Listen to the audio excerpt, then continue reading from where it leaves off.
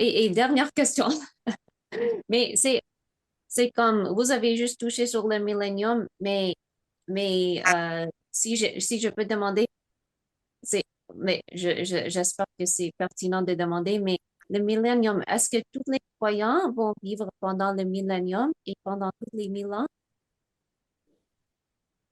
Ben, toutes les personnes sauvées vont, et puis les Juifs aussi sauvés vont être dans le millénium.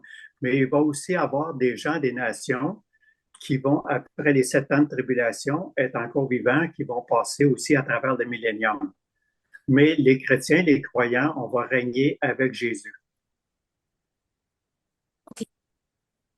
Mais nous allons tous vivre pendant le millénium. Qu'est-ce que vous entendez par tous? Je veux dire, est-ce qu'on sera tous comme au même endroit, comme sur Terre pendant le millénium? Comme tout, je veux dire, tous les croyants juifs et des nations. Ben, les nations, il va en avoir comme, ça dit pour les nations, ceux qui sont en Égypte, il va falloir qu'ils aillent à chaque fête des tabernacles, aller à Jérusalem. Donc, il va y avoir des gens en Égypte et partout dans le monde, puis qui devront devoir se rendre en Israël pour la fête des tabernacles. Parce qu'il y a entendu des gens dire que les croyants, au moins les croyants des nations, ils vont juste aller au ciel, ils vont pas aller dans le millénium. Alors, ce que j'en comprends, puis peut-être que quelqu'un, Daniel, pourra me corriger. Alors, pendant les 7 ans de tribulation, à la fin, il va rester des gens. Puis, je crois que ces gens-là, c'est ceux qui vont honorer Israël. Alors, beaucoup de ces gens puis qui n'auront pas accepté la marque de la bête, ils vont traverser le millénium et ils vont traverser les tribulations, puis ils vont être dans le millénium, puis ils vont se multiplier. Puis certains vont vivre, même ils disent les plus jeunes vont vivre jusqu'à 100 ans, d'autres vont vivre 500 ans ou 1000 ans ou tout le millénium. C'est ce que je comprends. Si Daniel ou Michel Habib ont une autre façon, ben, Ben, ce qui arrive, c'est que faut comprendre que les croyants, avant, on va être enlevés. Donc, la Bible nous dit qu'on va être transformés. OK? Donc, il y a ceux qui vont avoir ressuscité qui vont être transformés.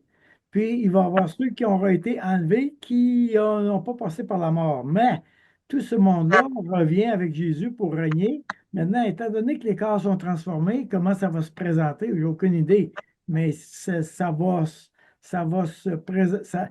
Il va y avoir une occasion où les croyants, tous les croyants qui auront été transformés et qui seront revenus avec Jésus, vont régner sur la terre.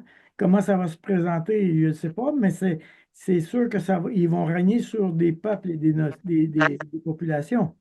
Et c'est parce que la Bible elle nous dit clairement, par exemple, dans Zacharie, que les nations vont monter à Jérusalem pour adorer Dieu. Donc, c'est des gens physiques là, qui viennent adorer Dieu dans le millénium.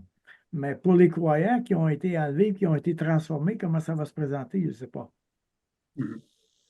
OK. Ben, c'est exactement ce que je pense. Le millénium, on n'a pas beaucoup d'informations sur ce bout-là, là. On a très peu, là. On est obligé de faire des liens, ouais, approximatifs. Ça demande un peu d'humilité, là.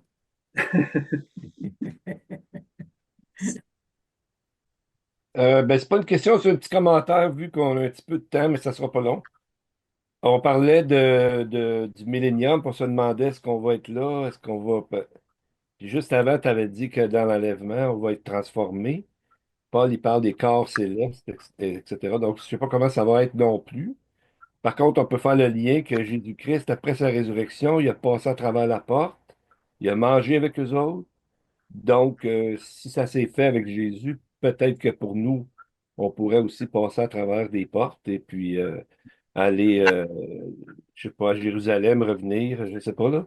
Mais ça serait même pas une hypothèse, c'est que Jésus l'a fait. Donc, C'est vrai. Donc, même un corps ressuscité, on se reconnaît, parce que les apôtres ont reconnu Jésus qui était ressuscité, transformé, glorifié, mais on le reconnaissait quand même s'il pouvait faire des choses que nous, on ne pouvait pas faire maintenant, ça reste quand même qu'il y avait un élément de reconnaissance. Donc, on va reconnaître nos enfants, on va reconnaître nos parents, Oui. Dieu voulant, voilà. Moi, ils Alors, ont reconnu Moïse, je m'excuse de te couper. Ils ont reconnu Moïse qui était mort depuis des centaines d'années, hein. oui, ben, il a pensé, il a dit, ben, ça doit être Moïse, parce qu'il n'a pas vécu avec lui. Donc. C'est ça. Il a reconnu Ésaïe, pas Ésaïe, mais Alors, probablement que Jésus il les a dit, OK, là, je voudrais vous présenter Moïse et Élie, là. Alors, ils ont eu un privilège bien spécial. Ils ont vu tout ça avant nous, là. Et Pierre parle de cette rencontre-là dans son épître et puis il est encore estomaqué, là, réellement. Yeah.